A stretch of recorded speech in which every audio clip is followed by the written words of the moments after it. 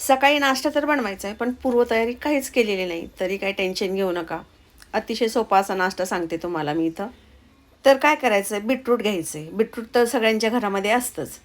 त्याला स्वच्छ धुवायचं, त्याच्यावरचं साल वगैरे काढून घ्यायचं. नंतर मिक्सरच्या भांड्यामध्ये त्याला कट करून टाकायचं. नंतर टाकायचं 1 वाटी रवा. रवा जाड असला तरी चालेल, बारीक असला तरी देखील चालेल. कुठल्याही प्रकारचा रवा आपण इथं वापरू शकतो.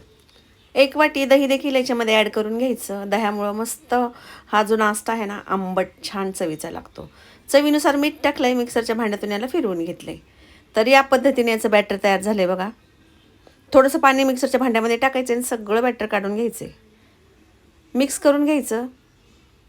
तर इथे ह्या पद्धतीने बघा हे बॅटर तयार झालं आहे. एक 2 ते 3 चिमूट आपल्याला इथे सोडा टाकायचा आहे. व्यवस्थित मिक्स करून घ्यायचं आहे. आणि आता याला 10 मिनिटासाठी साईडला ठेवून द्यायचं आहे. म्हणजे हे बॅटर चांगलं फुललं जातं. आता याच्याबरोबर खाण्यासाठी मस्त चटपटीत अशी चटणी तर हवीच. तर ओलं खोबरं घेतलं आहे मी. नंतर घेतलेलं आहे डाळवं, तर याला देखील भाजून घेतलं आहे. शेंगदाणे भाजलेत, त्याच्यावरचं टरकलं काढलं आहे. आलं, लसूण आणि हिरवी मिरची टाकली. पाणी टाकून ही मस्त चटणी वाटलेली आहे. मीठ टाकायचं विसरलेले आणि चिंच. चिंचेमुळं काय होतं, चटणीला आंबटपणा येतो आणि एकदम भारी चटणी लागते बघा ही. वाटीत चटणी काढून घेतलेली आहे मी.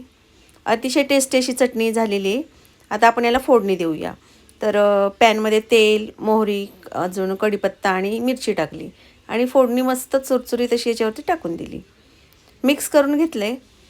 झाली तयार आपली नाश्त्याची चटणी पण बघा. ही चटणी तुम्ही चपातीबरोबर, पराठ्याबरोबर पण खाऊ शकता. खूप भारी लागते. आता इथं बॅटर पण आपलं छान असं फुललं आहे. पॅन गॅसवरती ठेवला आहे, त्याला थोडंसं तेल लावून घेतलं आहे आणि फक्त एकच पोळी आपल्याला याच्यावरती बॅटर टाकायचं आहे आणि पसरवून नाही घ्यायचं. तसंच ते बॅटर सोडून द्यायचं. वरच्या बाजूने सुकलं की पलटवून घ्यायची बाजू आणि खालच्या बाजूने देखील 1 मिनिटापर्यंत याला भाजून घ्यायचं. मस्त जाळीदार आणि मऊसूद असे डोसे तयार होतात. या पद्धतीने डोसे बनवून तुम्ही मुलांना टिफिनला देखील देऊ शकता. अतिशय नरम असतात हे डोसे खायला. तसंच हेल्दी पण आहेत, कारण आपण याच्यामध्ये बीट टाकलेलं आहे. मुलं बीट खायचे नखरे करतात, खात नाहीत बीट. तर त्यांना या पद्धतीने डोसे बनवून द्या, मस्त आवडीने ताव मारून खातील. तर सगळ्याच बॅटरचे डोसे या पद्धतीने बनवायचे आहेत. अतिशय जाळीदार, नरम, एकदम सॉफ्ट असे डोसे आपले झालेले आहेत तयार आणि सोबत छान अशी चटणी चटकदार. तर नक्की ट्राय करा. बघा किती डोसा नरम झालेला आहे. अतिशय नरम डोसा हा तयार होतो. चवीला पण खूप भारी लागतो.